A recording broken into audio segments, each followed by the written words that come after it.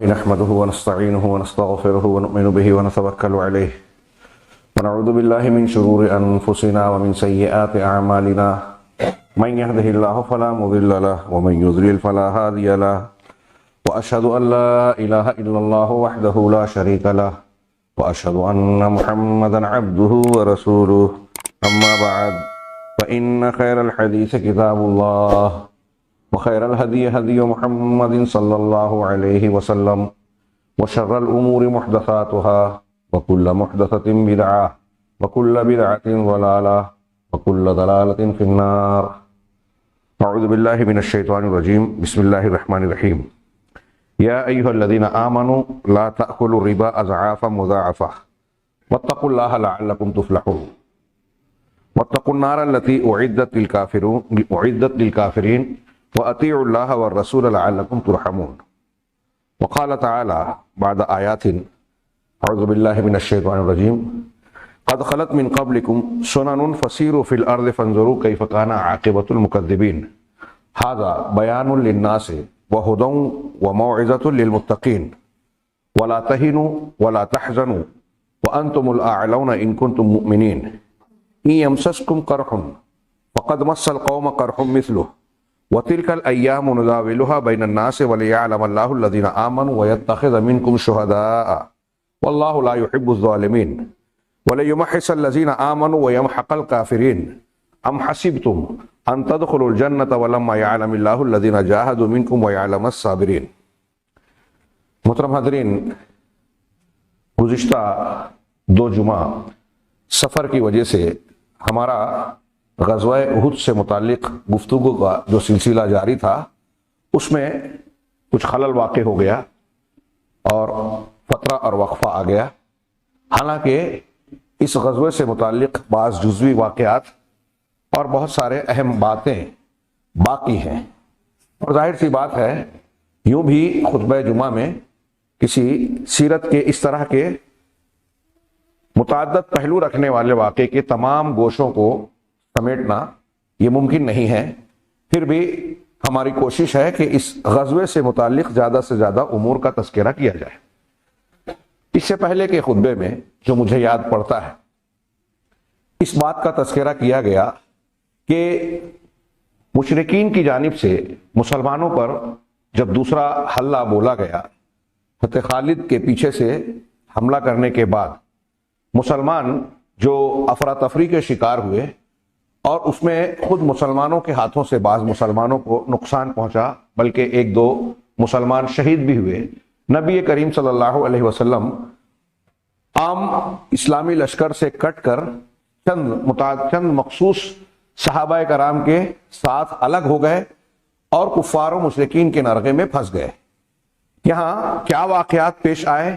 ایک طرف ادھر صحابہ کرام افراتفری میں 2 گروہوں کے 20 چکی کے پارٹ میں پیس رہے ہیں، اور دوسری طرف نبی کریم صلی اللہ علیہ وسلم کے ساتھ جو واقعات اور حوادث ہو رہے ہیں.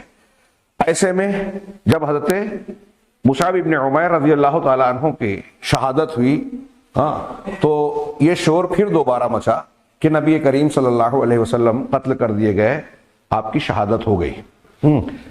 اللہ تبارک و تعالیٰ نے اس کے بعد اور لوگ بدل ہوئے، لیکن بعض صحابہ کرام نے پھر سے حوصلہ دیا، بعض نے داد و شجاعت پیش کی، اعلیٰ ترین نمونہ پیش کیا، اور دھیرے دھیرے حوصلے بھی اکٹھا ہونے لگے. نبی کریم صلی اللہ علیہ وسلم خود اپنے گرد مختلف لوگوں کو اکٹھا کر رہے ہیں. بعض صحابہ کرام تیزی سے دوڑ کر آپ کے پاس واپس آ رہے ہیں، اور دیکھتے ہی دیکھتے 30 صحابہ کرام آپ کے ارد گرد جمع ہو گئے. اللہ کے نبی صلی اللہ علیہ وسلم کی وفات کی خبر کے بعد صحابہ میں جو پژمردگی آئی تھی اس کا تبصرہ بھی اللہ تعالیٰ نے سورہ آل عمران میں کیا اور فرمایا وما محمد الا رسول قد خلت من قبلہ الرسل افإن مات او قتل انقلبتم علی اعقابکم، کہ محمد تو ایک رسول ہے، آپ سے پہلے بھی بہت سے رسول گزر چکے، کیا اگر آپ کی موت ہو جائے؟ ماتا کا لفظ ہے. ہمارے ہاں کچھ لوگ اللہ کے نبی صلی اللہ علیہ وسلم کے لیے اس لفظ کے استعمال کو سمجھتے ہیں گستاخی ہے، جبکہ قرآن نے استعمال کیا، حدیث نے استعمال کیا، صحابہ کہتے تھے. پردہ کرنا اور یہ کرنا اس قسم کی اصطلاح عقیدے کے اعتبار سے صحیح نہیں ہے. اللہ کے رسول کے بارے میں اللہ کہہ رہا ہے کہ اگر آپ کی موت ہو جائے یا آپ کا قتل کر دیا جائے، انقلبتم علی اعقابکم، کیا تم اپنی ایڑیوں کے بل پیچھے پلٹ جاؤ گے؟ یہ سورہ آل عمران کی انہی آیتوں کے ضمن میں ہے۔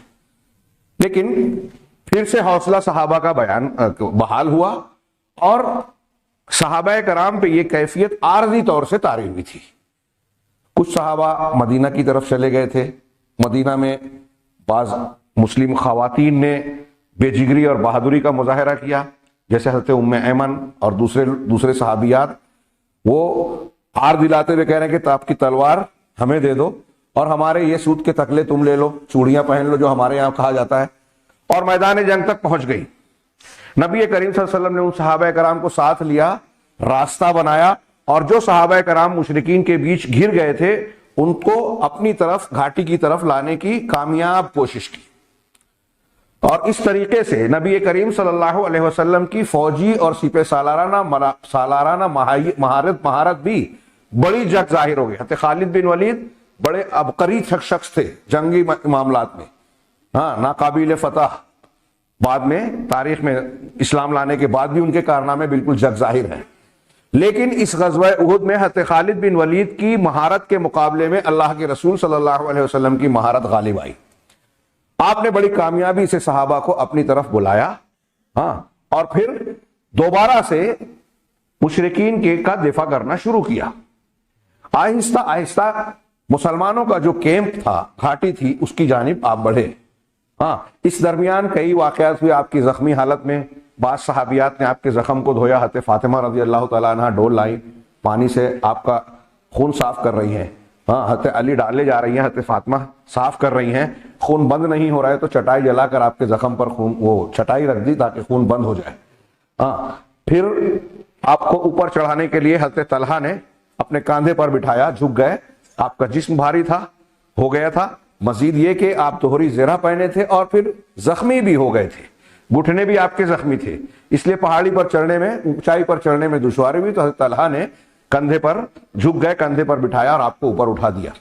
تب بھی اللہ کے رسول صلی اللہ علیہ وسلم نے انہیں بشارت دی کہ طلحہ نے جنت واجب کر لی۔ قدم قدم پر آپ نے متعدد صحابہ کرام کو جنت کی بشارت دی اس پورے پیریڈ کے اندر، اس پورے معاملے کے اندر۔ پھر جب گھاٹی میں جا چکے، اس کا بھی میں تذکرہ کر چکا ہوں کہ ایسے حالات میں بھی صحابہ کرام کو اونگ اور نیند آ رہی تھی۔ اللہ تعالیٰ نے قرآن مجید میں اس کا تذکرہ کیا کہ یہ بطور نعمت کے تھا۔ جنگ کی حالت میں اونگ آنا یہ اطمینان، سکون، بے فکری کی علامت ہے، جس سے بیداری جب آتی ہے تو اور نشاط اور قوت پیدا ہوتا ہے۔ یہ اللہ تعالیٰ کی طرف سے نعمت کے طور پر ہے۔ ذکر کی مجلس میں، جمعہ کے خطبے کے درمیان اگر بندے کو عبادات کے درمیان نیند آ رہی ہے تو یہ شیطان کی طرف سے، جنگ کے حالت میں نیند آ رہی ہے یہ اللہ کی طرف سے۔ یہ حضرت قتادہ اور بعض مفسرین قرآن کی ان آیتوں اور بدر کے واقعات کی روشنی میں کہتے ہیں۔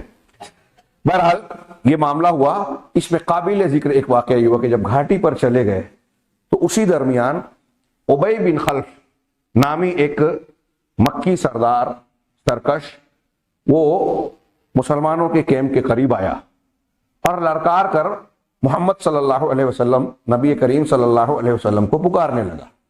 یہ واقعہ ایک سعید بن مسیب کی روایت سے مروی ہے، ایک کعب ابن مالک سے، دونوں میں تھوڑا سا تفصیل کا فرق ہے۔ طبقات ابن سعد، ابن ابی حاتم اور ابن اسحاق وغیرہ نے نقل کیا ہے اس واقعے کو، اور سیرت نگاروں نے عام طور سے اس واقعے کو ذکر کیا کہ ابی بن خلف، امیہ بن خلف کا بھائی، اس کی تفصیل یہ بھی ہے کہ یہ شخص مکہ میں اللہ کے رسول صلی اللہ علیہ وسلم کے بارے میں کہتا تھا کہ میں محمد صلی اللہ علیہ وسلم کو ضرور قتل کروں گا۔ اور ابن مسیب کی روایت میں یہ ہے کہ غزوہ بدر سے قیدی بنا تھا، نکلنے کے بعد اس نے کہا، پیغام بھیجا کہ محمد میرے پاس ایک گھوڑا ہے عود نامی، میں روزانہ اسے 3 سا دانہ کھلاتا ہوں، اسی پہ سوار ہو کر ایک دن آؤں گا اور محمد کو صلی اللہ علیہ وسلم کو قتل کروں گا۔ اللہ کے نبی صلی اللہ علیہ وسلم کو جب یہ خبر پہنچی، مکہ میں کہیے یا جہاں بھی، تو آپ نے کہا کہ نہیں، وہ نہیں، انشاءاللہ میں اسے قتل کروں گا۔ یہ شخص آیا اور للکار کر کہا کہ محمد صلی اللہ علیہ وسلم سامنے آؤ، کہاں ہو؟ اگر محمد بچ گیا تو میں نہیں بچوں گا، یعنی یا تو آج وہ رہیں گے یا میں۔ یہ سن کر حضرت ابو دجانہ اور بعض صحابہ آگے بڑھ کر اس کا مقابلہ کرنا چاہا. اللہ کے نبی صلی اللہ علیہ وسلم نے آواز دے کر صحابہ کو روک دیا اور کہا استاخروا استاخروا، پیچھے ہٹو. اور آپ نے حارث ابن سما سے ایک چھوٹا سا حربہ، چھوٹا تیر لیا اپنے ہاتھوں میں اور آپ سوار ہوئے. یہ ابی بن خلف نیچے سے اوپر تک آہن پوش تھا، ہاں اوپر زیرہ اور نیچے جنگی لباس پہنے ہوئے تھا. بدن کا کوئی حصہ کھلا ہوا نظر نہیں آ رہا تھا، لیکن اس کی خود جو سر میں پہنا جاتا ہے، خود اور نیچے جو زرہ تھی اس کے درمیان گلے کے پاس ایک چھوٹی سی جگہ، دونوں جوڑ کی جگہ خالی تھی. نبی کریم صلی اللہ علیہ وسلم نے وہ حربہ لیا اور جب وہ مقابل میں آیا آپ نے صحابہ کو ہٹایا، سامنے آئے. اللہ کے نبی صلی اللہ علیہ وسلم کی بہادری کا بھی اس سے ذکر ہوتا ہے، بیان ہوتا ہے. اور آپ نے اس کے سامنے جب دونوں کا سامنا ہوا، آپ نے اس کے گلے میں جو خالی جگہ تھی اسی چھوٹے سے حربے سے زخم لگا دیا. اس کو زخم لگنا تھا کہ وہ اپنے گھوڑے سے لڑکا اور لڑک کر دور چلا گیا اور چیخنے چلانے لگا. اس کے بعد اس کے اپنے ساتھیوں نے آ کر اسے اٹھایا اور اپنے لشکر کی طرف لے گئے، صفوں کی طرف، لیکن وہ چیختا چلاتا رہا. لوگوں نے کہا کہ کوئی خاص بات نہیں ہے، اتنے زخم میں جتنا تم کو لگا ہے ہمارے بچے کھیلتے رہتے ہیں. تو اس نے کہا کہ اس میں جو تکلیف ہو رہی ہے اس وقت یہ اتنی شدید ہو رہی ہے کہ اگر پورے ذیل مجاز کے لوگوں میں بانٹ دی جائے تو سب درد اور تکلیف سے مر جائیں. کیا تمہیں یاد نہیں کہ محمد نے مجھ سے کہا تھا صلی اللہ علیہ وسلم کہ میں تمہیں قتل کر دوں گا، واللہ اس نے مجھے مار ڈالا. یہ دیکھیے ایک کافر ہے، دشمن ہے، بغض و عناد رکھتا ہے، قتل کی کوشش کر رہا ہے، لیکن اس کے باوجود کتنی اہم بات ہے کہ اسے رسول اللہ صلی اللہ علیہ وسلم کی بات پر یقین ہے کہ انہوں نے کہا تھا نا. تو یہ چھوٹا سا زخم، اس سے خون بھی نہیں بہ رہا تھا، ہاں زخم لگا لیکن خون نکل نہیں رہا تھا. اسی لیے ساتھیوں نے کہا کہ کوئی خاص بات ہے ہی نہیں، معمولی سی چوٹ ہے. تو اس نے کہا کہ نہیں، اس نے مجھے مار دیا، اور انہوں نے کہا تھا وہ کر دکھایا. اور راستے میں مقام شریف پر اس کی موت واقع ہو گئی، وہیں دفن کیا گیا. ہاں بعض روایت نے کچھ روایتوں میں نقل کیا کہ وہ بیل کے ڈکارنے کی طرح ڈکار رہا تھا، چیخ چلا رہا تھا. یہ ابی بن کعب کا واقعہ ہوا. یہ گھاٹی میں چڑھ جانے کے بعد آخر میں اس کے بعد ابھی لاشیں بکھری ہوئی ہیں. حضرت کعب ابن مالک کہتے ہیں کہ میں ان لوگوں میں سے ہوں جو میں بھی گھاٹی سے باہر نکلا جائزہ لینے کے لیے. تو میری نظر پڑی جب میدان کی طرف تو دیکھا کہ مشرکین کی طرف ایک زرہ پوش، پورا جنگی لباس میں ملبوس اور بہت اونچے اچھے ڈول والا شخص جو ہے میدان جنگ میں چل رہا ہے، مشرکین کی طرف سے آ رہا ہے اور مسلمان شہداء کو دیکھ کر ان کو تحقیر سے ان پر تبصرہ کر رہا ہے کہ یہ بکروں کی طرح ذبح کر دیے گئے، یا اس طرح کی کچھ جملے کہا میری نظر اس پر پڑی اور ادھر دیکھا کہ ایک مسلمانوں کی طرف سے ایک زیرہ پوش، وہ بھی آگے آہستہ آہستہ بڑھ رہے ہیں مقابلہ کرتے ہوئے. کہا میں ٹھہر کر دونوں کا جائزہ لینے لگا اور دعا کرنے لگا کہ ان دونوں کی مٹ بھیڑ ہو جائے.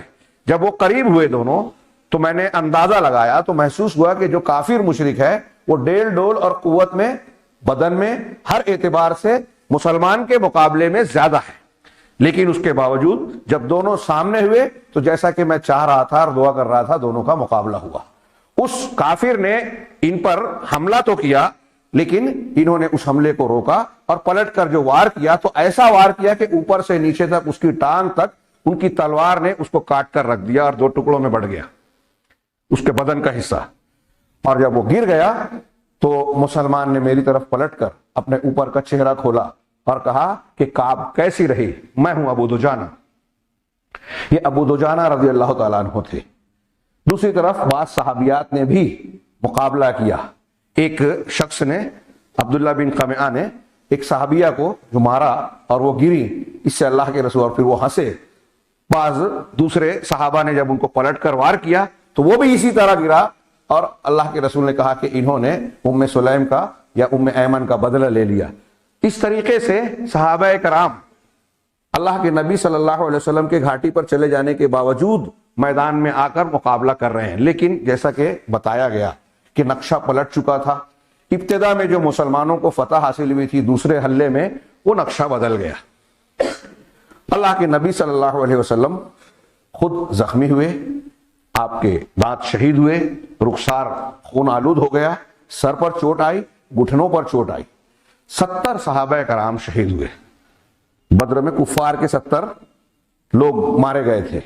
ہاں اس کے بدلے میں یہاں دیکھیے کہ احد میں 70 صحابہ کرام اس دوسرے حملے کے بعد شہادت کا جام نوش کرتے ہیں، قیدی کوئی نہیں بنایا گیا، ہاں، اور مال غنیمت بھی مسلمانوں کی طرف سے انہوں نے، اسی لیے یہاں ایک سوال یہ بھی کچھ لوگ بحث کرتے ہیں لمبی چوڑی کہ کیا غزوہ احد میں مسلمانوں کی شکست ہو گئی تھی؟ پڑھا بعد میں ہلکا ضرور ہوا، لیکن جنگی اصولوں کی تحت لوگوں نے بحث اور نتیجے کے طور پر کہا کہ اسے شکست نہیں کہا جا سکتا۔ کیوں؟ اس لیے کہ کفار نے اپنا مقصد حاصل نہیں کیا، مسلمانوں کے کیمپ پر قبضہ نہیں کیا، مال غنیمت مسلمانوں کا حاصل نہیں کیا، قتل میں مسلمان زیادہ ہوئے مقتول شہید، لیکن وہ کسی ایک مسلمان کو بھی قیدی نہیں بنا سکے۔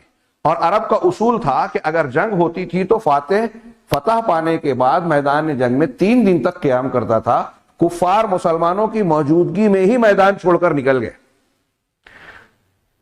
مسلمان وہاں موجود رہے اس سے پہلے یہ لوگ نکل گئے۔ ایسے اور کئی اسباب کی بنیاد پر اسے مکمل شکست نہیں کہتے، لیکن بہرحال مسلمانوں کا نقصان ہوا، اور اس نقصان کا سب سے بڑا سبب کیا تھا؟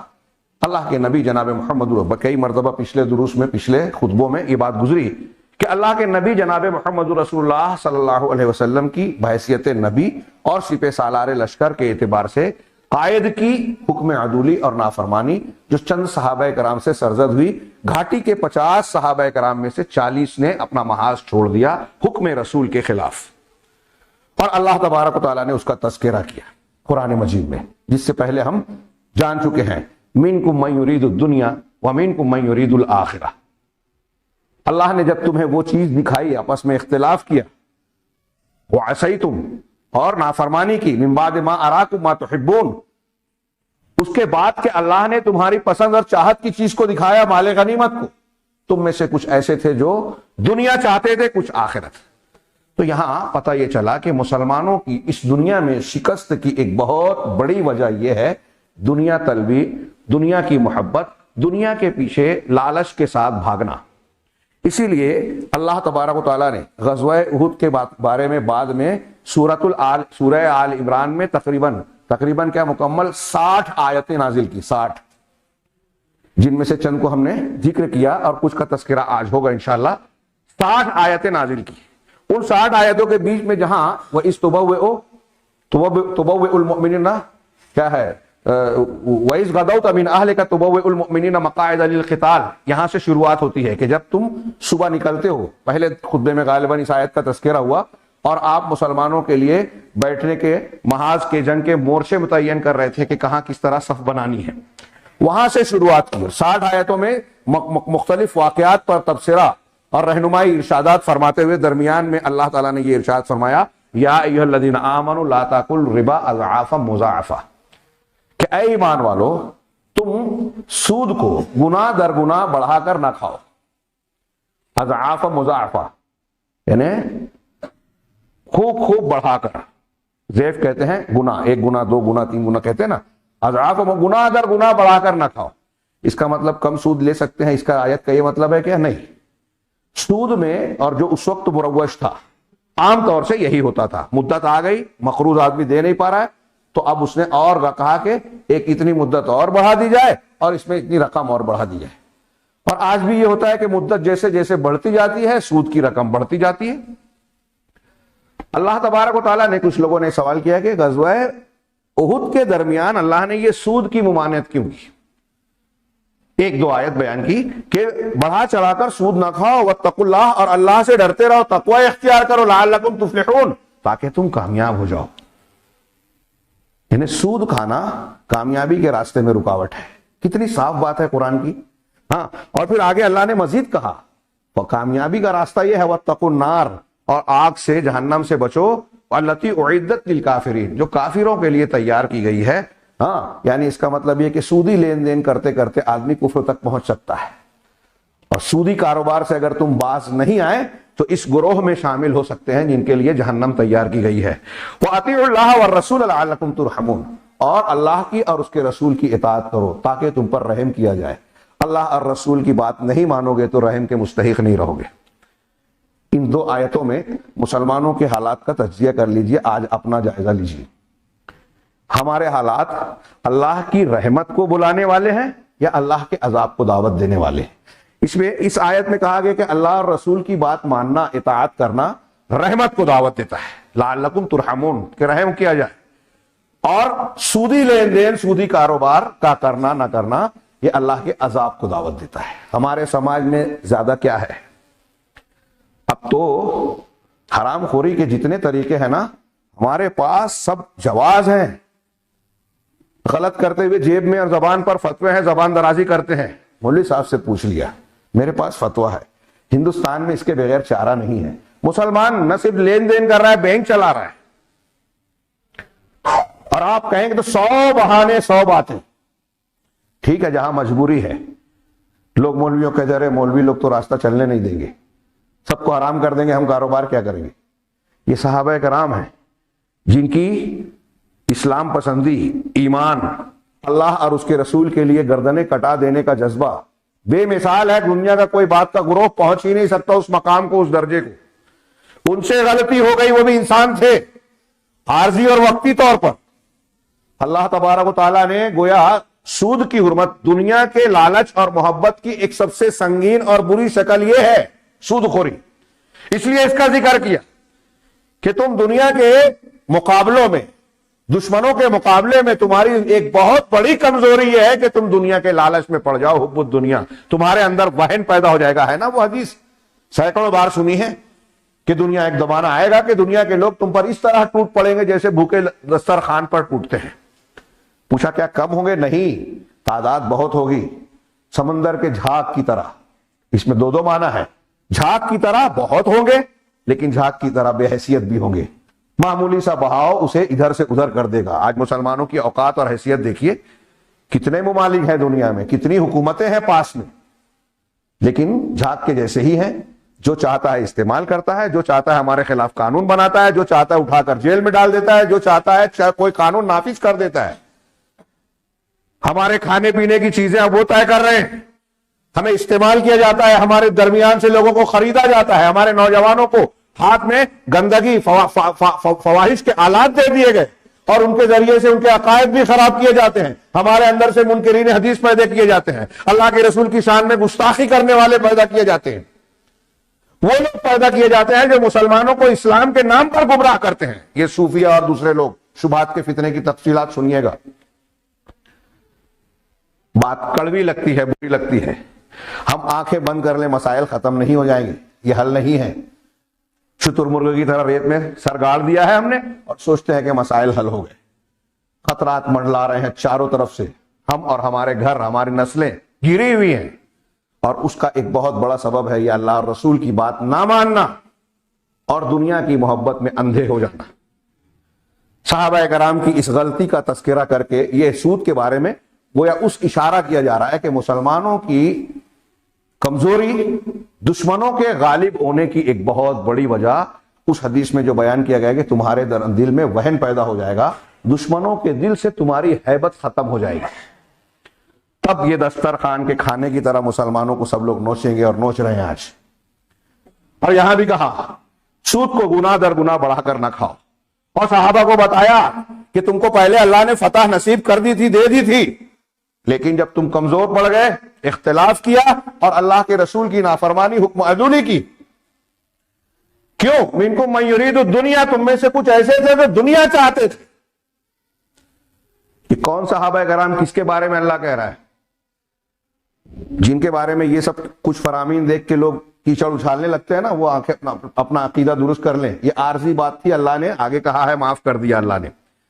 یہ صحابہ کرام مال کی محبت کا جو تھوڑا ذکر ہوا، وہ انسان تھے، لیکن جب اللہ کے یہ فرامین نازل ہوئے، اللہ کے رسول صلی اللہ علیہ وسلم کی تربیت انہیں حاصل ہوئی، اور جو صحیح عقیدے اور منہج والے تھے، تو پیسے کو انہوں نے کچھ بھی نہیں سمجھا، دنیا کو آخرت کے راستے میں قربان کر دینا کوئی ان سے سیکھے۔ ہم جب سنتے ہیں، پڑھتے ہیں ان واقعات کو، تو ایسا لگتا ہے کہانی ہے، افسانہ ہے۔ آج حقیقت میں ہم کو ایک بندہ بھی ایسا نظر نہیں آئے گا جیسے صحابہ اللہ کے راستے میں خرچ کرتے تھے۔ میں نے اس سے پہلے بہت تفصیل سے واقعہ سنایا، ٹائم بہت کم پڑ جائے گا اور پھر غزوہ احد کی کچھ باتیں رہ جائے گی، اس لیے صرف اشارہ کروں۔ حضرت طلحہ کا وہ واقعہ کہ رات میں 7 لاکھ درہم بحرین سے ان کے گھر میں آیا، ان کے حصے کا 7 لاکھ۔ رات میں آیا, رات بھر بے چین ہے. بی نے پوچھا کیا بات ہے, تم بے چین ہو, نیند نہیں آ رہی ہے؟ کہا جس کے گھر میں اتنا پیسہ ہو وہ اپنے مالک کو, اللہ کو کیا جواب دے گا؟ مجھے اسی کی بے چینی ہے. ہمیں ایسا لگتا ہے کہ پیسہ آئے گا تو ہمیں سکون ملے گا, وہاں پیسہ آیا تو سکون ختم ہو رہا ہے. تو کہا کیا فکر کی بات ہے, صبح ہوگی تو اپنے انصار مہاجر صحابہ کرام میں جو مستحق اور غریب ہیں انہیں بانٹ دینا. کہا یہ بڑی اچھی بات کہی, تم صدیق کی بیٹی ہو, ابوبکر صدیق کی بیٹی تھی ان کی بیوی.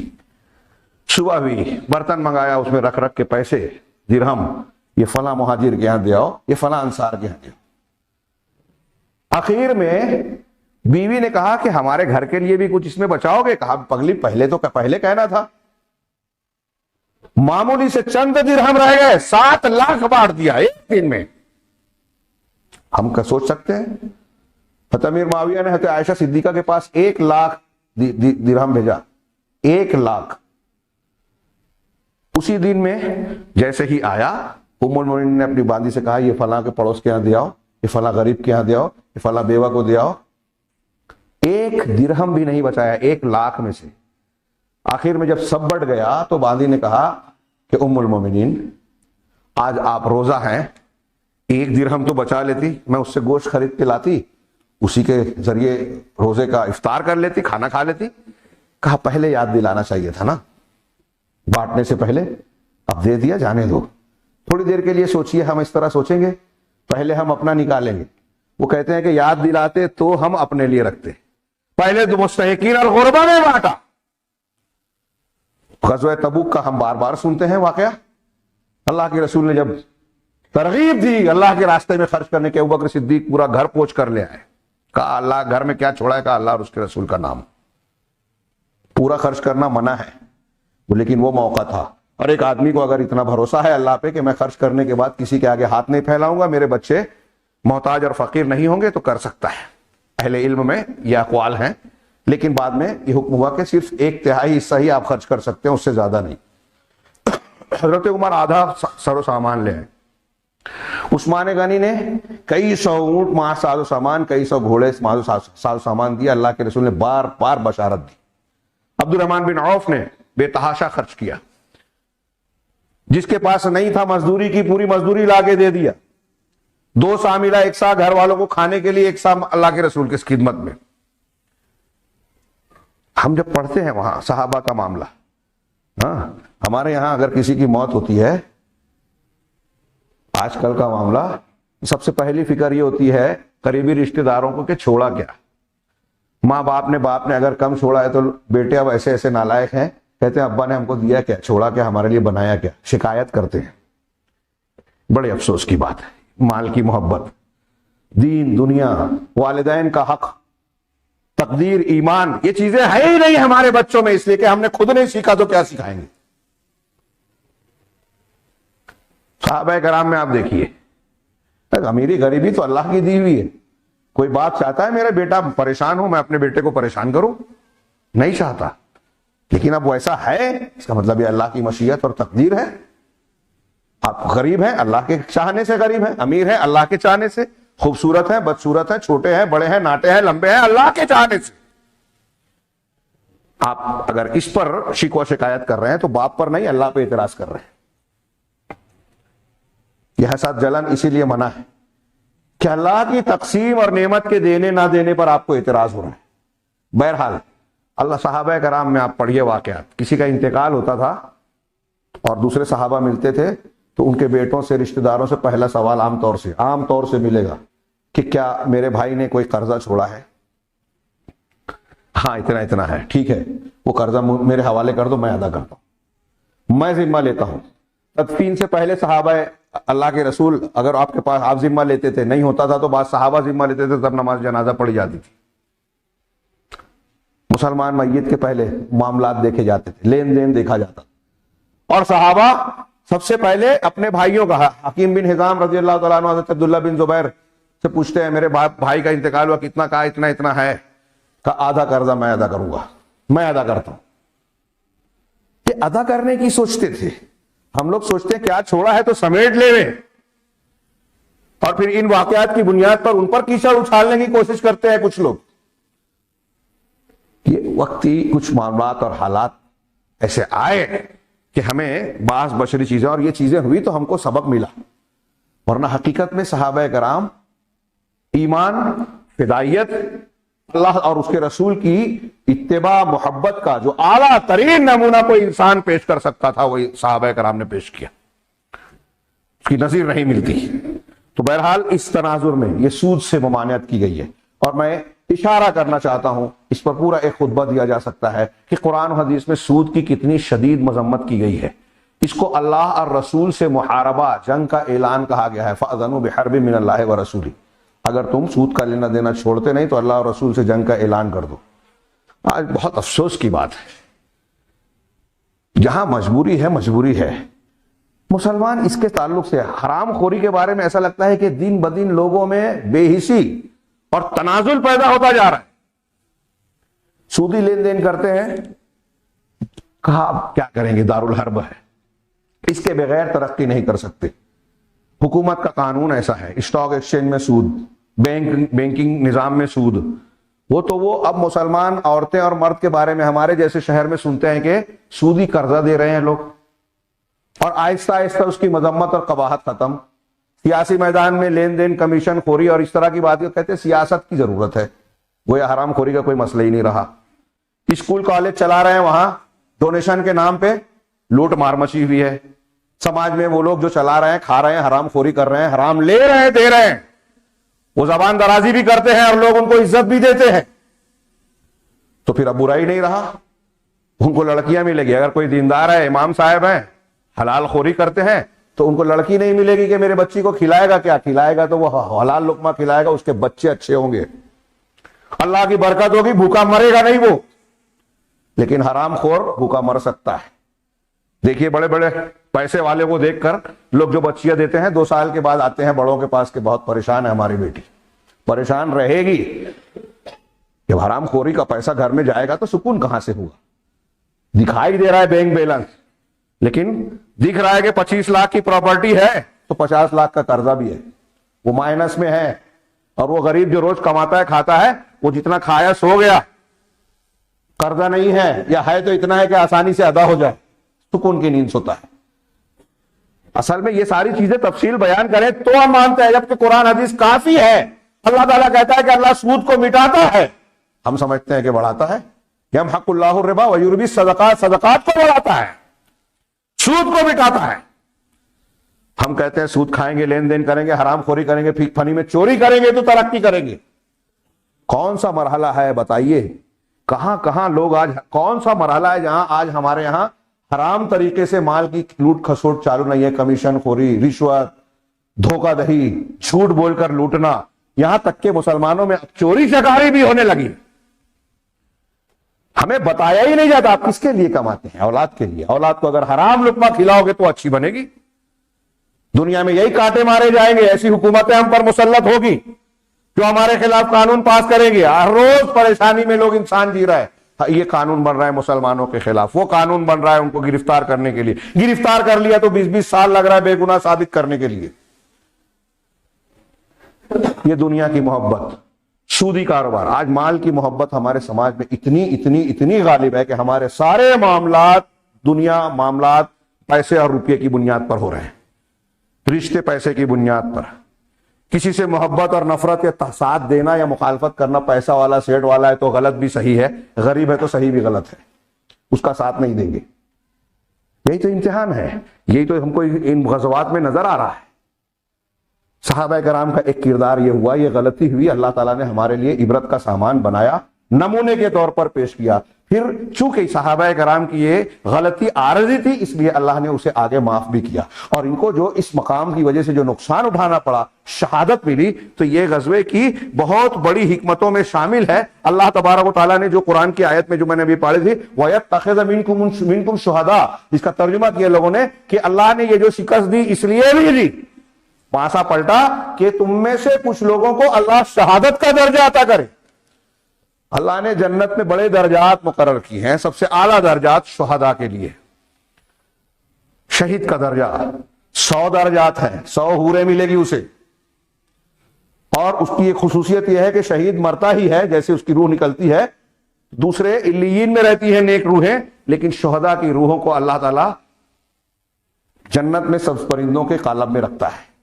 جیسے شہدائے احد کے بارے میں صحیح روایتیں ہیں کہ اللہ نے ان کو پرندوں سے کہا کہ تم کیا چاہتے ہو, جو چاہیے, اور کہا ہم نے جو چاہا تھا اس سے زیادہ ملا. کئی مرتبہ پوچھنے پر انہوں نے کہا ہمیں پھر سے دنیا میں بھیج دے, پھر سے تیرے راستے میں شہید ہوں گے. کہا یہ ممکن نہیں ہے. جن سے اللہ پوچھ رہا ہے کہ کیا چاہتے ہو, اور وہ جب کئی مرتبہ کے بعد کہیں گے پھر سے بھیج دے, اللہ ان کو واپس نہیں بھیجے گا کہ میرا اصول اور طریقہ ہے کہ دنیا سے جو آ گیا اس کو دوبارہ نہیں بھیجیں گے. اور ہمارے ہاں ہندوؤں کا یہ عقیدہ, بعض مسلمانوں میں بھی ہے کہ روحیں لوٹتی ہیں, جمعرات کو آتی ہیں کوے کی شکل میں. یہ مشرکین کا عقیدہ ہے. شب برات کو آتی ہیں, روحوں کی عید ہے. یہ غیر مسلموں کا عقیدہ ہے جو مسلمانوں کے نام پر چلی آئی ہے. قرآن اور حدیث اس کا رد کرتے ہیں, کھلا رد. جو ایسا مانتا ہے کہ روحیں بھٹکتی ہیں, آتی ہیں, تو ہندوانہ عقیدہ رکھتا ہے, اسلامی عقیدہ یہ نہیں ہے. تو اللہ تبارک و تعالیٰ نے غزوے کے بعد جو محبت رسول کی مثالیں ہیں, اس میں حضرت سعد کی والدہ جب آئی تو ان کے بیٹے کی شہادت پر بھی اللہ تعالیٰ نے بشارت دی اور کہا کہ تمہارا بیٹا جنت میں ہے. اور جاؤ احد میں شہید ہونے والے صحابہ کے گھر والوں کو خوشخبری سنا دو کہ نہ صرف ان کی بخشش فرمائی ہے رب العالمین نے, بلکہ ان کی سفارش سے ان کے گھر والوں کو بھی معاف کیا, جنت کا وعدہ کیا, ان کے حق میں دعائے خیر کی. اور پھر یہ بھی ہے روایتوں میں کہ جب اللہ تعالیٰ یہ کہے گا کہ ٹھیک ہے دوبارہ میں نہیں بھیج سکتا, تو ان شہداء کی روحوں نے کہا کہ ٹھیک ہے ہمارے گھر والوں میں, دنیا میں مسلمانوں کو, ہمارے قریبی لوگوں کو ہماری طرف سے یہ پیغام بھیج دے کہ ہم بہت مزے سے ہیں. اللہ تعالیٰ نے سورہ آل عمران کی ان کے جواب میں یہ آیت نازل کی, لا تقولوا لمن يقتل فی سبیل اللہ اموات بل احیاء عند ربهم یرزقون, کہ جو اللہ کے راستے میں شہید ہوئے انہیں مردہ نہ کہو, وہ زندہ ہیں. لیکن کیسے کہ تم ان کی مزار پہ چکر کاٹنے لگو؟ نہیں, زندہ تو ہیں, لیکن سورہ بقرہ میں کہا کہ لا تشعرون, تم سمجھتے نہیں. یہ دنیا کی زندگی ان کی زندگی ایک جیسی نہیں ہے, الگ ہے. اس سے بہتر ہے لیکن اس سے الگ ہے. اور وہاں کہا عند ربہم یرزقون, اپنے پروردگار کے پاس ان کو روزی دی جا رہی ہے, انہیں جنت میں وہ روزی پا رہے ہیں. یہ مال کی محبت کے تناظر میں, اور پھر صحابہ کے کردار کا میں نے تذکرہ کیا, اور یہی اس جنگ میں صحابہ کرام کی فدائیت اور محبت کے جو نمونے سامنے آئے. کیسی محبت اللہ کے رسول سے کی. زیادہ موقع نہیں ہے, کچھ واقعات میں بیان کر چکا ہوں. آپ کی طرف آنے والے تیروں کو اپنے بدن پر لے رہے ہیں. حضرت طلحہ, حضرت ابو طلحہ, حضرت ابو دجانہ, ابو عبیدہ بن جراح, اور انصار کے اور دوسرے بہت سارے صحابہ کرام, ان لوگوں نے کیسی فدائیت کا. ابو عمارہ کا واقعہ میں نے پچھلے ہفتے میں, اس سے پہلے والے خطبے میں بیان کیا کہ جان جا رہی ہے, نبی کریم صلی اللہ علیہ وسلم کے زانوں پر اپنے آپ کو سمیٹ کر لے جا رہے ہیں, مسکرانے لگے, اسی حالت میں روح پرواز کر رہی ہے. یہ جنگ کے خاتمہ جب ہوا, کھاٹی سے نکل کر اللہ کے رسول جائزہ لے رہے ہیں. کسی سے کہا آپ نے, غالباً حضرت عبداللہ بن مسعود یا کسی صحابی سے کہا کہ مجھے جاؤ دیکھو سعد بن ربیع کے بارے میں خبر لاؤ, اور اگر وہ زندہ ہوں تو انہیں میرا سلام کہنا. یہ سعد بن ربیع انصاری صحابی رضی اللہ تعالیٰ عنہ, یہ وہی ہے جنہیں حضرت عبد الرحمن بن عوف رضی اللہ تعالیٰ عنہ کا مواخاتی رشتہ جوڑا گیا تھا, بھائی بنایا گیا تھا مہاجر اور انصار میں, جن کے بارے میں ہم نے پڑھا بخاری کی حدیث کہ انہوں نے کہا تھا کہ میرے گھر کا آدھا آدھا حصہ کرتا ہوں, آدھا آپ لے لیجئے, 2 بیویاں ہیں پسند کر لو, ایک کو طلاق دے دوں گا. حضرت عبد الرحمن بن عوف نے کہا تھا کہ اللہ تمہارے مال اور اولاد میں برکت دے, مجھے بازار کا راستہ بتاؤ. ان کے بھائی یہی سعد بن ربیع, کہا ان کو بارے میں معلومات لاؤ. صحابی رسول ڈھونڈتے ہوئے پہنچتے ہیں تو ایک جگہ وہ سانس لیتے ہوئے نظر آتے ہیں. ان کی سانسیں چل رہی ہیں, زندگی کی رمق باقی ہے, بدن پر 70 سے زیادہ گھاؤ لگے ہیں, تیر کے, نیزے کے. صحابی پہنچے اور اللہ کے رسول صلی اللہ علیہ وسلم کا پیغام سنایا. کہا سعد, اللہ کے رسول نے تم کو سلام کہا ہے, اور پوچھا ہے کہ تم کیسا محسوس کر رہے ہو, کیا حالت ہے. کہا اللہ کے رسول صلی اللہ علیہ وسلم کو میرا سلام کہنا, جواب دینا, اور بتانا کہ رسول اللہ صلی اللہ علیہ وسلم میں کیسا ہوں. مجھے 70 سے زیادہ زخم لگے ہیں, لیکن مجھے جنت کی خوشبو آ رہی ہے, میں جنت کی خوشبو محسوس کر رہا ہوں. اس کے بعد کہتے ہیں کہ میری قوم انصار سے کہنا کہ اگر تم میں سے کسی کی آنکھ کی پلک جھپک رہی ہے اور ایسے میں اللہ کے رسول صلی اللہ علیہ وسلم تک دشمن پہنچ کر نقصان پہنچا دے تو تمہارے لیے کوئی عذر باقی نہیں رہے گا. سوچئے تھوڑی دیر کے لیے، جان جا رہی ہے، پتہ ہے ابھی روح نکل جائے گی، ایسے میں نصیحت اور وصیت کس کے بارے میں کر رہے ہیں؟ اپنی اولاد کے بارے میں نہیں، اپنے بارے میں نہیں، نبی کریم صلی اللہ علیہ وسلم کے بارے میں اپنی قوم کو کہہ رہے ہیں کہ آپ کی حفاظت کرنا ہم نے وعدہ کیا ہے، اگر آپ کو نقصان پہنچ گیا اور تم میں سے کوئی زندہ ہے، کوئی ایک بھی زندہ رہا اور اللہ کے رسول کو نقصان پہنچا تو ہمارے لیے عذر باقی نہیں رہے گا۔ کیسی محبت تھی اللہ کے رسول سے! یہ محبت اہل علم نے لکھا، صحابہ کرام نے جو رسول اللہ صلی اللہ علیہ وسلم سے محبت کی، جو دنیا کے لیے ناقابل فہم ہے، کسی لالچ اور دنیاوی غرض کے لیے نہیں تھی جیسے ہمارے لیے ہاں ہوتی ہے، کسی ادارے اور دباؤ کی وجہ سے نہیں تھی کہ اوپر سے کہا گیا ہے کہ تم اس کی بات مانو تو مانی جا رہی ہے، کسی رسمی اور دنیاوی دوسرے روابط کی بنیاد پر نہیں کہ میں اس کے ساتھ ایسا کروں گا تو میرا فائدہ ہوگا۔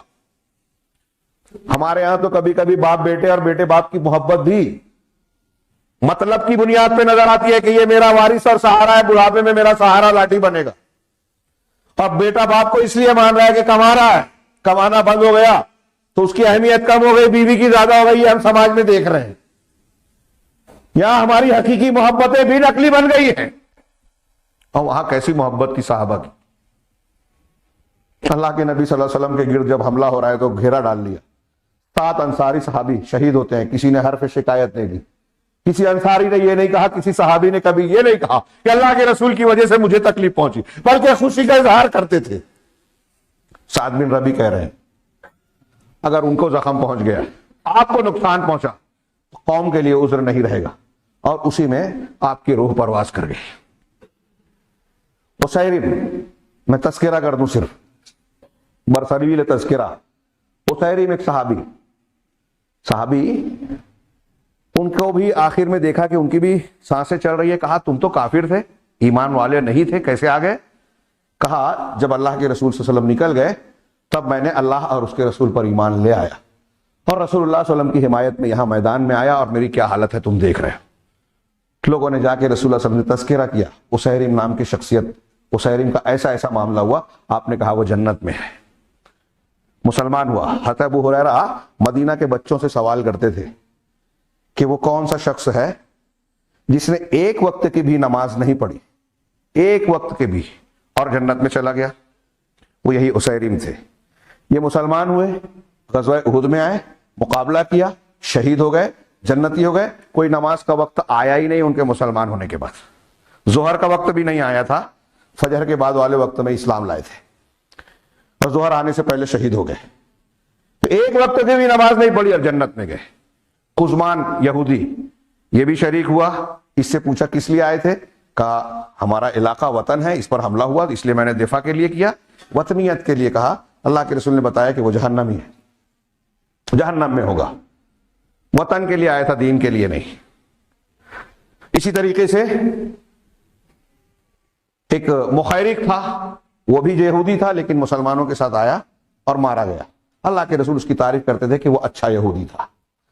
تو بعض یہود بھی آئے، ہاں، کوئی مسلمانوں کی علاقے کے اعتبار سے ساتھ اور دوستی کی بنیاد پر، وطن کے اعتبار سے، لیکن صحابہ کرام کا جو معاملہ تھا اور جو مثالیں ہم نے دیکھی، اس میں ہم یہ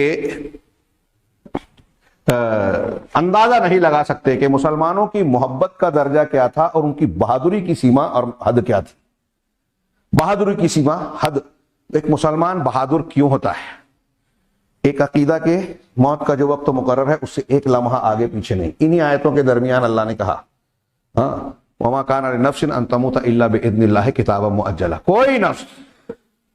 کوئی نفس اس طرح نہیں مر سکتا کہ اللہ کی اجازت اور وقت سے پہلے مر جائے۔ کتابًا مؤجلہ، یہ لکھا ہوا مقررہ وقت ہے جس پر موت آتی ہے ہر انسان کی۔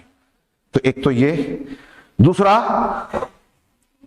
اللہ تبارک و تعالیٰ نے جو وقت مقرر کیا اس کے بارے میں اللہ نے مسلمانوں سے اس ضمن میں کہا وَلَا تَهِنُوا فِي ابْتِغَاءِ الْقَوْمِ، کہ قوم کے پیچھے پڑنے میں تم ڈھیلے مت پڑو، دشمنوں کا مقابلہ کرنے میں۔ ان تَكُونُوا تَعْلَمُونَ فَإِنَّهُمْ يَعْلَمُونَ كَمَا تَعْلَمُونَ، اگر تم علم اٹھا رہے ہو، تم کو زخم لگ رہا ہے تو وہ بھی علم اٹھا رہے ہیں، ان کو بھی زخم لگ رہا ہے جیسے تم کو، ہاں، لیکن ان کے اندر اور تمہارے اندر فرق کیا ہے؟ اگر مقابلہ ہو رہا ہے کسی کافر اور مسلمان کا تو جیسے اس کو چوٹ لگے گی اس کو بھی لگے گی، جیسے اس کو درد ہوگا اس کو بھی ہوگا، تو اس میں تو برابر ہے، ایک جیسے ہیں. لیکن مسلمان کے لیے پلس پوائنٹ اللہ نے آیت میں ذکر کیا، وَتَرْجُونَ مِنَ اللَّهِ مَا لَا يَرْجُونَ. تم کو اللہ سے وہ امید ہے جس کی امید ان کو نہیں تھی، ان کو نہیں ہے. یہ اگر اس بات کو ہم تذکرہ واقعہ اس بات کو اگر اپنے ذہن میں بٹھا لیں تو یہ مسلمانوں کی بہادری کا بہت بڑا راز ہے. قرآن نے کہا اس تناظر میں غزوہ احد کے اخیر میں تبصرہ کرتے ہوئے کہ قد خلت من قبلکم سنن، اس سے تم سے پہلے جو ہے مختلف سنتیں، اللہ تعالیٰ کے قوانین کا نفاذ تاریخی واقعات میں گزر چکا ہے، تم جانتے ہو. فسیروا فی الارض، چنانچہ زمین میں سیر کرو. فانظروا، اور دیکھو غور کرو. کیف کان عاقبۃ المکذبین، کہ جھٹلانے والوں کا انجام کیا ہوا. آج ہم جھوٹ اور جھوٹ کا ساتھ دیتے ہیں، جھوٹ بولتے ہیں، جھوٹ کا ساتھ دیتے ہیں تو سمجھتے ہیں بڑے چالاک ہیں، عقل مند ہیں. سچا اچھا ہمارے درمیان کہہ رہا ہے بھولا بھالا ہے، اس کو سمجھتا نہیں ہے دنیا داری. صحابہ کرام کا معاملہ الٹ تھا. قرآن حدیث کے ماننے والوں کو سیاسی لیڈر اور گورنر بنا دیتے تھے. ہمارے یہاں بولتے ہیں کہ ان کو سیاست نہیں آتی، مسجد کے امام کو، مولوی صاحب کو. ہاں، کس کو آتی ہے؟ جاہلوں کو، گنڈوں کو. ہاں، ابھی لوگ کہتے ہیں کہ آج ہماری سیاست اتنی خطرناک ہے، پبلک زیادہ نقصان دہ ہو گئی ہے. ہم لیڈروں کو برا کہتے ہیں، ان سے زیادہ خطرناک عوام ہے. کہا کیوں؟ کیسے؟ کہا محلے کا، علاقے کا سب سے زیادہ اچھے اخلاق والا انسان کھڑا کر دو آپ الیکشن میں، کتنے ووٹ ملیں گے اس کو؟ وہ جیتے گا. ہمارے یہاں لوگ پوچھتے ہیں، خواتین پوچھتی ہیں کتنا پیسہ دو گے، ووٹ دب دیں گے، اور پھر روتے ہیں. گندگی ہے، سڑک نہیں بن رہی ہے، ہمارے بچے بیمار پڑ رہے ہیں، ہماری طرف توجہ نہیں ہے. آپ چوروں کو، اچکوں کو، کمیشن خوروں کو آگے بڑھائیں گے اور پھر امید رکھیں گے کہ یہ ہمارا خیر کریں گے. تو زیادہ خطرناک تو یہ ہے. آپ دنیا کے پیچھے بھاگ رہے ہیں تو اللہ تعالیٰ کی رحمت کہاں سے ملے گی؟ پورا آواں کا آواں بگڑا ہے. کہاں سے تربیت کریں، کیسے اصلاح کریں؟ لگتا ہے کہ ناممکن ہے. کوئی بات کرے تو بولیں گے کہ کوئی فائدہ نہیں ہے. بھیک مانگنے والے کو بھیک سے روکنے کے لیے کہتے تو لوگ بولتے کہ بھائی اس کے خلاف تحریک چل. میرا تجربہ ہے، کئی لوگوں کو سمجھایا کہ مسلمان اس طرح بھیک مانگ رہے ہیں، اس کا کچھ علاج کرنا چاہیے. اتنی تنظیمیں، اتنے لوگ کا کوئی فائدہ نہیں. جو مانگ رہا ہے آپ کتنا دے دو، لاکھ دے دو، وہ مانگے گا. ابھی اسکوٹر پہ لوگ بھیک مانگنے آتے ہیں، گاڑی پہ چلتے ہیں، قرضہ دیتے ہیں بھیکاری اور فقیر لوگ. کیوں؟ یہ اصلاح کیوں نہیں ہو رہی ہے؟ کیا یہ راستے بند ہیں؟ یہ دعوت اور یہ شریعت کی تعلیمات کیا ہمیں اسی لیے بتائی گئی ہے؟ غزوہ احد کے اسباق میں سے ایک سبق یہ ہے کہ ہمیں دعوت کا کام ہر حال میں کرنے رہنا چاہیے. علامہ ابن قیم وغیرہ نے اس غزوے میں مسلمانوں کی شکست پر کیا کیا سبق ہیں، یا اس غزوے کے واقعات میں کیا کیا، بڑے لمبی چوڑی بحث کی علامہ ابن قیم نے، ابن حجر الاسقلانی نے، دوسرے سیرت نگاروں نے. اس میں یہ کہ مسلمان اور منافق چھٹ جائیں، کٹ جائیں. ہاں، اگر مسلمان فتح ہی فتح پاتے رہیں گے تو بے ایمان لوگ بھی مسلمانوں کے ساتھ گھس جائیں گے. شکست ہی شکست سے دوچار رہیں گے تو اللہ تعالیٰ کا دعوت کا مقصد حاصل نہیں ہوگا، اللہ کے وعدے پورے نہیں ہوں گے. لہذا حکمت کسی میں ہے کہ کبھی مسلمانوں کو فتح ملے، کبھی شکست. بدر میں فتح ملی، یہاں شکست ہوئی. پوری شکست نہیں جیسا کہ میں نے کہا، لیکن سمجھانے کے لیے کہہ رہا ہوں. یہاں ایسا ہوا، اسی میں منافقین کا پردہ فاش ہوا، بے نقاب ہوئے. کون لوگ منافق ہے، کون سچے پکے مسلمان ہیں، فداکار ہیں، سچی محبت والے ہیں، جنت کے حقدار ہیں. تو مسلمانوں کا کردار الگ ہوا، منافقین کا کردار الگ ہوا. کافروں کا کردار بھی کہ مسلمانوں کی نفرت اور مخالفت میں وہ اپنے انجام کو پکا کر رہے ہیں اللہ کے سامنے. مسلمانوں کو مار کر وہ اپنے لیے جہنم میں ریزرویشن کر رہے ہیں اسلام کی مخالفت کر کے. تو جیسے مسلمان اعلیٰ درجات پا رہے ہیں ان قربانیوں کو پا کر، جیسا کہ کہا کہ انسان اپنے عام عمل کی وجہ سے کبھی کبھی بلند درجات کو نہیں پہنچ پاتا، جب بڑی قربانی دیتا ہے تو بڑا درجہ ملتا ہے. غزوہ احد میں ان صحابہ کرام کو بڑا درجہ دینے کے لیے اللہ نے یہ معاملہ کیا کہ ان کو شہید کا اعلیٰ درجہ عطا کیا، اعلیٰ مقام سے نوازنے کے لیے یہ کیا. پھر فتح و شکست کے اصول بھی معلوم ہے کہ لالچ کرو گے، اللہ کے رسول کی نافرمانی کرو گے، آپس میں اختلاف کرو گے تو شکست سے دوچار ہوگے، جیسا کہ غزوہ احد میں ہوا. اور آپس میں اگر اتفاق ہوگا، نبی کی پیروی اور اتباع ہوگی، اللہ کی مدد ملے گی. غزوہ احد کے تناظر میں یہ ساری چیزیں ہمیں جو ہے بطور سبق حاصل ہوتی ہیں. اللہ تبارک و تعالیٰ نے ان کی طرف توجہ دلاتے ہوئے کہا کہ مکذبین کا انجام کیا ہوا ماضی میں دیکھ لو، آج بھی وہی ہوگا اور مستقبل میں بھی وہی ہوگا. آج بھی وہی ہو رہا ہے. تو ہم جھٹلانے والے ہیں، سچے ہیں، جھوٹے ہیں، سچ کا ساتھ دینے والے ہیں یا جھوٹ کا ساتھ دینے والے ہیں، ہمیں طے کرنا ہے. ھذا بیان للناس، یہ لوگوں کے لیے بیان ہے. سارے لوگوں کے لیے قرآن کا یہ بیان ہے، تو لوگ صرف بیان دیکھ رہے ہیں، لیکن جو ایمان والے ہیں، متقی ہیں، وہ ان کے لیے ہدایت اور نصیحت بھی ہے۔ لوگ سنتے ہیں، ایک کان سے سن کے اڑا دیتے ہیں۔ اب ہم صرف عام لوگوں میں سے ہیں کہ قرآن سن کے یوں ہی رکھ دے رہے ہیں، یا پھر ہم متقی ہیں کہ یہ ہمارے لیے ہدایت کا کام دے رہا ہے، ہم ہدایت کے طور پر قرآن کو ماننے کے لیے تیار ہیں یا نہیں ہیں، واعظ و نصیحت کے طور پر قبول کرنے کے لیے تیار ہیں یا نہیں ہیں۔ مسلمانوں کے لیے اصل مسئلہ دشمن نہیں ہے، مسلمانوں کے لیے یہ مسئلہ نہیں ہے کہ ہتھیار کم ہے، پیسہ کم ہے، تعداد کم ہے۔ اللہ نے آگے کہا وَلَا تَهِنُوا وَلَا تَحْزَنُوا، نہ کمزور پڑو، ڈھیلے مت پڑو، ہاں ہمت نہ ہارو، وَلَا تَحْزَنُوا، اور نہ غم و افسوس میں مبتلا ہو جاؤ، وَأَنْتُمُ الْأَعْلَوْنَ إِن كُنتُم مُؤْمِنِينَ، تم ہی سربلند اور اعلیٰ رہو گے اگر تم مومن ہو۔ إِن يَمْسَسْكُمْ قَرْحٌ فَقَدْ مَسَّ الْقَوْمَ قَرْحٌ مِثْلُهُ، اگر تم کو چوٹ پہنچی ہے، زخم پہنچا ہے، میں نے جیسا کہ بتایا 70 صحابہ شہید ہوئے، 70 معمولی نقصان نہیں تھا۔ ہاں یہاں رک کے میں صرف غزوہ احد کے آخری ایک دو باتوں کی طرف اشارہ کروں کہ ان مسلمانوں کو اللہ کے رسول نے میدان احد میں ہی ایک طرف شہید کیا، آج بھی وہ قبریں ہیں، ان کو حد بندی کر دی گئی ہے۔ ایک ایک قبر میں دو دو تین تین صحابہ کرام کو دفن کیا گیا، جیسے کہ ایک قبر میں حضرت عبداللہ بن جہش اور حضرت امیر حمزہ رضی اللہ عنہما، یہ رشتہ دار بھی تھے، رضائی بھائی بھی تھے اور ماموں بھانجے بھی تھے۔ اور یہاں ایک خاص بات کہ دونوں کا مسئلہ ہوا تھا۔ میدان میں جب آئے تو مشرکین نے صحابہ کی لاشوں کا مسئلہ کیا، یعنی ان کی لاشوں کے جسم کو، شرمگاہ کو، کان کو، ناک کو، بدن کے ٹکڑوں کو الگ الگ کیا، پیٹ پھاڑا۔ اور ابن ہشام وغیرہ میں روایت ہے، کچھ لوگ اس پر کلام بھی کرتے ہیں کہ ہند بن عتبہ، ہندا نے اللہ کے رسول صلی اللہ علیہ وسلم کے چچا حضرت امیر حمزہ کے پیٹ کو چاک کر کے بدن کے ٹکڑے کیے اور آپ کا کلیجہ نکال کے چبایا تھا، نگلنے کی کوشش کی، نگل نہیں سکی تھی۔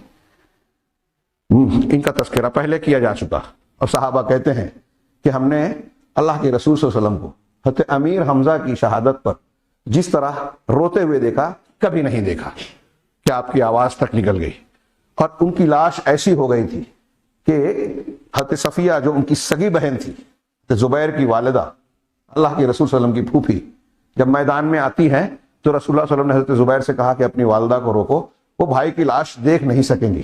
حضرت زبیر نے روکنے کی کوشش کی تو کہا نہیں، میں اپنے بھائی کی لاش کو دیکھوں گی۔ یہ دیکھیے عبرت، عورتوں میں صبر و ضبط کم مانا جاتا ہے۔ حضرت صفیہ رضی اللہ تعالی عنہ، رسول اللہ صلی اللہ علیہ وسلم کی پھوپھی، کہتی ہیں کہ نہیں، میں اپنے بھائی کی لاش دیکھوں گی اور اللہ کے صبر کی امید کی بنیاد پر صبر کروں گی۔ اور دیکھا، جا کر دیکھا، پڑھا انا للہ و انا الیہ راجعون، اور ان کے لیے دعائے خیر کی، روئے چلائے نہیں۔ حضرت حمنہ بنت جہش، ہاں پتہ چلا ان کے والد کا انتقال ہوا، ان کے چچا ماموں کا کیا حضرت عبداللہ بن جہش کا انتقال ہوا، ہاں باپ کا انتقال ہوا، بھائی کا، لیکن جب شوہر کے انتقال کی خبر سنی تو رونے لگے۔ اللہ کے رسول نے کہا شوہر کا ایک مقام ہوتا ہے بیوی کے نزدیک۔ یہ صحابیات کی بات دیکھیے کہ جس کی خبر مل رہی ہے انا للہ پڑھ رہی ہے، مقابلے پر آ رہی ہے، میدان میں آ رہی ہے۔ خیر بات میں یہ کہہ رہا تھا کہ اللہ کے رسول صلی اللہ علیہ وسلم نے تدفین کی، کچھ صحابہ کو لوگ مدینہ لے گئے تھے دفن کے لیے، ان کی لاش کو واپس بلوایا اور یہ دفن کیا۔ دفن کرنے میں بھی آپ نے جب ایک کو کئی کو ایک قبر میں دفن کرنا ہوتا تو کہتے قرآن کسے یاد ہے، قرآن کسے زیادہ یاد ہے، قرآن کا علم کسے زیادہ ہے، تو جس کی طرف اشارہ کیا جاتا اس کے بارے میں کہتے ہیں کہ پہلے اس کی لاش اندر ڈالی جائے۔ یہاں بھی دیکھیے کہ قرآن کی وجہ سے عزت زیادہ مل رہی ہے دفن کرنے میں بھی۔ اللہ کے نبی صلی اللہ علیہ وسلم نے تدفین کی، وہاں رک کر صحابہ کی صف بندی کی، شہداء کے لیے دعائیں کی۔ بعض روایات میں اللہ کے رسول کی وہ لمبی دعا، بڑی شاندار دعا ہے، بہت لمبی دعا، اگر اس پر خطبہ بھی دے میں تو 2-3 ہفتہ وہ دعا کی تشریح میں لگے گا۔ بڑی شاندار دعا ہے، آپ نے شہداء احد کے لیے دعائیں کی، ان کی شہادت کو قبول کرنے کے لیے دعائیں کی۔ اللہ تبارک و تعالیٰ نے اسی ضمن میں کہا وَلَا تَهِنُوا وَلَا تَحْزَنُوا إِن كُنتُم، کیا ہے، اگر تم کو کوئی زخم پہنچا ہے، تکلیف پہنچی ہے، تو قوم کو بھی اسی کی طرح زخم پہنچا ہے۔ وَتِلْكَ الْأَيَّامُ نُدَاوِلُهَا بَيْنَ النَّاسِ، اور یہ دن ہے جو ہم لوگوں کے درمیان الٹ پھیر کرتے رہتے ہیں۔ ہاں اب یہ دیکھیے کہ اللہ تعالیٰ حکمتیں بیان کر رہا ہے کہ تم کو بدر میں فتح حاصل ہوئی تھی، یہاں شکست۔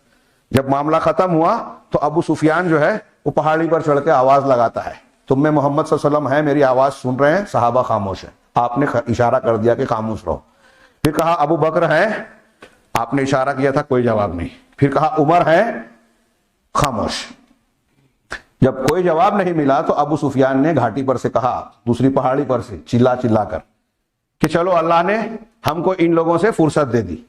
یہ سن کر حضرت عمر قابو میں نہیں رہے اور جواب میں کہا کہ اللہ کے دشمن کمبخت، یہ جن جن کا تو نے نام لیا ہے سب زندہ ہے اور تیری رسوائی کا سامان ان قریب ہونے والا ہے۔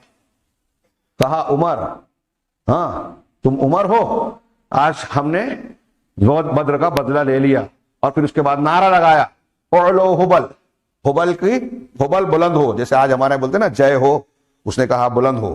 ہمارے نوجوان سمجھتے ہیں کہ بولنے میں کوئی حرج نہیں، اللہ کے مقابلے میں دوسروں کو پکارنا ہے۔ یہ صحابہ خاموش، اللہ کے رسول کا تم جواب دو۔ کیا جواب دیں؟ کہا اللہ اجل و اکبر اعظم، اللہ تعالیٰ کہیں زیادہ عظیم اور برتر ہے۔ پھر اس نے کہا لنا عزا ولا عزا لکم، اب سفیان نے کہا ہمارے پاس عزا ہے، تمہارا کوئی عزا نہیں۔ پھر آپ نے جواب بتایا تو صحابہ نے جواب دیا کہ اللہ مولانا ولا مولا لکم، اللہ ہمارا مولا ہے اور تمہارا کوئی مولا نہیں ہے۔ پھر اس نے کہا کہ عمر، ابو سفیان نے کہا عمر آج ہم نے بدر کا بدلہ لے لیا۔ تو حضرت عمر رضی اللہ عنہ نے جواب دیا، از خود جواب دیا کہ نہیں، برابر سے کہاں ہیں، ہمارے شہداء جنت میں ہیں اور تمہارے مقتولین جہنم میں، دونوں میں ایک یکسانیت کہاں ہوئی، دونوں برابر ہیں۔ اور پھر اس طرح دونوں میں شماتت ہوئی۔ حضرت عمر رضی اللہ تعالیٰ عنہ نے اس کو برابر برابر کا جواب دیا۔ آخر میں اس نے کہا کہ اگلے سال ہم پھر سے بدر میں ملیں گے اور ہمارا مقابلہ ہوگا۔ اللہ کے رسول نے کہا ٹھیک ہے، ان سے ایسا ایسا کہہ دو۔ اور پھر اس کے بعد مشرکین نے میدان تو چھوڑا، ہاں، لیکن کچھ دور جانے کے بعد قریباً 36 میل کے فاصلے پر روحہ کے مقام پر روکے پڑاؤ ڈالے اور سوچا کہ ہم نے مسلمانوں کو نقصان تو پہنچا دیا لیکن ان سے حاصل کچھ بھی نہیں کیا۔ آپس میں چیمے گوئیاں کہ تم نے تو ایسے ہی میدان چھوڑ دیا، نہ مال غنیمت لوٹا نہ کچھ اور کیا، تمہیں تو مدینہ جانا چاہیے تھا، لوٹ مار مچانی چاہیے تھی، ان کو توڑ دینا تھا۔ اب جو مسلمان بچے ہیں پھر سے حاصل کر لیں گے طاقت۔ صفوان بن امیہ نے روکنے کی کوشش کی لیکن اکثریت کا فیصلہ یہ ہوا کہ نہیں، واپس جانا چاہیے۔ اللہ کے رسول صلی اللہ علیہ وسلم مدینہ تشریف لے آئے، اس درمیان 2-3 جاسوسوں کو پکڑ کے مارا بھی، لیکن پھر خیال آیا کہ ہو سکتا ہے مشرکین اپنے نشے میں واپس لوٹیں اور یہ سوچ کر کہ ہم نے مسلمانوں کو نقصان نہیں پہنچایا واپس آ سکتے ہیں۔ یہ بات کو ختم کر رہا ہوں، کافی طویل ہو گئی لیکن آج یہ موضوع پورا کرنا چاہتا تھا۔ چنانچہ اللہ کے رسول صلی اللہ علیہ وسلم نے صحابہ کرام سے کہا کہ چلو پھر سے ہم ان کے مقابلے اور تعاقب میں چلیں۔ ویسے میدان میں بھی آپ نے حضرت علی یا سعد بن ابی وقاص کو بھیجا تھا کہ دیکھو یہ مشرکین جا رہے ہیں، کہیں مدینہ کی طرف تو نہیں جا رہے ہیں، دیکھ کیا اگر مدینہ کی طرف جائیں گے تو ہم فوراً پہنچ کر مدینہ میں ان سے 2 ہاتھ کریں گے۔ اگر یہ اونٹ پر سوار ہو، گھوڑا ان کے بغل میں ہو تو سمجھ لینا مکہ کی طرف جا رہے ہیں، اور اگر گھوڑے پر سوار، ہاں، اونٹ بغل میں ہو، ساتھ ہو تو سمجھ لینا مدینہ کی طرف ہے۔ واپسی میں پیغام ملا کہ نہیں، وہ مکہ کی طرف رخ کر رہے ہیں اور اونٹوں پر سوار ہو کر گھوڑوں کو لے جا رہے ہیں۔ لیکن پھر مقام روحہ پر رکے۔ اللہ کے رسول صلی اللہ علیہ وسلم نے اس اندیشے کی بنیاد پر صحابہ سے کہا تیار ہو، ہاں، سنیچر اور اتوار کی رات، 9ویں شوال کو، 8 اور 9 شوال کے بیچ کی رات، صحابہ کرام زخموں سے چور ہیں، پریشان ہیں۔ اللہ کے رسول نے کہا جتنے لوگ احد میں شریک تھے سب چلے۔ عبداللہ بن ابی بن سلول نے کہا کہ میں بھی چلتا ہوں، کہا نہیں تم کو اجازت نہیں ہے، یہ واپس آیا تھا۔ لیکن حضرت عبداللہ بن جابر بن عبداللہ نے کہا کہ میں چلتا ہوں، میرے والد نے لڑکیوں کو دیکھ ریکھ کے لیے مجھے روکا تھا، اب وہ شہید ہو چکے ہیں، ہاں مجھے روکا تھا، آپ مجھے اجازت دیں، ان کو اجازت ملی۔ مقام حمراء الاسد مدینہ سے 8 میل دور فاصلے پہ، وہاں جا کر آپ نے پڑاؤ ڈالا اور پھر معبد بن ابو معبد کے ذریعے سے ایسا پیغام بھیجا کہ ان کو ڈرایا جائے، کفار اور مشرکین کو۔ وہاں رائے مشورے کے بعد وہ دوبارہ آنا چاہتے تھے لیکن معبد کے پہنچنے پر انہوں نے جب بتایا کہ مسلمان تو بہت بھڑکے ہوئے ہیں، ان کے وہ مسلمان جو ابھی اس میں شریک نہیں تھے وہ بھی آ گئے ہیں، اگر تم لوگ جاؤ گے تو موت کو دعوت دو گے، تم پر خطرناک حملہ ہوگا۔ ہاں، ان کی باتیں سننے کے بعد مکہ کا لشکر جو ہے حوصلہ ہار گیا اور کہا کہ ہم ایسا ایسا کریں گے، اور ایک قافلے کے ذریعے ابو سفیان نے پلٹ کر اعصابی حملے کے طور پر پیغام بھیجا۔ ان کو بھی ڈر تھا کہ کہیں مسلمان واپس نہ آ جائیں، کیونکہ معبد کہہ رہے تھے کہ ہو سکتا ہے کہ ہم بات کرتے تمہارے نکلنے سے پہلے تم مسلمانوں کے گھوڑوں کی پیشانیاں دیکھ لو، وہ پہنچ جائے۔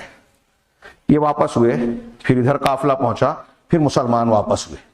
ہاں، اللہ تبارک و تعالیٰ نے اسی کے ضمن میں جو یہ بیان کیا میں ان آیتوں کا ترجمہ کر کے بات کو ختم کرتا ہوں. یہ ایام ہے جس کو ہم لوگوں کے درمیان الٹتے پلٹتے ہیں. وَلِيَعْلَمَ اللَّهُ الَّذِينَ آمَنُوا، اور یہ گویا وہاں جو الٹ پلٹ ہوئی ہے اس کے مقصد بیان کر رہا ہے اللہ تعالیٰ کہ تاکہ اللہ جان جائے کہ تم میں ایمان والا کون ہے. وَيَتَّخِذَ مِنكُمْ شُهَدَاءَ، ایک مقصد اور فائدہ یہ بھی ہے کہ تم میں سے کچھ کو شہداء، شہید بنائے، شہادت کا درجہ دے. وَاللَّهُ لَا يُحِبُّ الظَّالِمِينَ، اللہ ظالموں کو پسند نہیں کرتا. وَلِيُمَحِّصَ الَّذِينَ آمَنُوا، اور اللہ کا ایک مقصد یہ ہے کہ ایمان والوں کو چھانٹ دے، ان کو تپا کر نکال لے، ممتاز کر دے. وَيَمْحَقَ الْكَافِرِينَ، اور کافروں کو مٹا دے. ام حسبتم ان تدخلوا الجنہ، اسی بات پر ہم اللہ کے فرمان پر ختم کرتے ہیں کہ کیا تم یہ سمجھتے ہو کہ تم جنت میں داخل ہو جاؤ گے. وَلَمَّا يَعْلَمِ اللَّهُ الَّذِينَ جَاهَدُوا مِنكُمْ وَيَعْلَمَ الصَّابِرِينَ، جبکہ اب تک اللہ تعالیٰ نے یہ نہیں جانا، اللہ تو جانتا ہے لیکن یہ واضح نہیں ہوا کہ تم میں سے مجاہد اللہ کے راستے میں قربانی کرنے والا کون ہے اور کون صبر کرنے والا ہے. اللہ سے دعا ہے کہ وہ ہمیں صحیح ایمان کو سمجھنے کی توفیق عطا فرمائے. یہ غزوہ احد سے متعلق کچھ باتیں تھیں، کچھ باتیں رہ گئی ہیں، لیکن میں چاہوں گا خاص طور سے نوجوانوں سے، نہ صرف مردوں سے بلکہ خواتین سے، کہ سیرت کے ان واقعات کا اچھی طریقے سے، گہرائی سے، ایک بار نہیں بار بار مطالعہ کریں. ان کے مطالعے سے ہمارا ایمان، ہمارا کردار ٹھیک درست ہوگا، ہمیں روشنی ملے گی اور ہم کو زندگی کے مسائل مصیبتوں میں آسانیوں کا راستہ نظر آئے گا، اللہ کی رحمت کے حصول کے راستے نظر آئیں گے. اللہ تعالی ہمیں خیر کی توفیق عطا فرمائے، دنیا اور آخرت میں کامیابی سے نوازے. بارک اللہ لنا ولکم فی القرآن المجید ونفعنا وإیاکم بالآیات والذکر الحکیم، انہ تعالی جواد کریم ملک.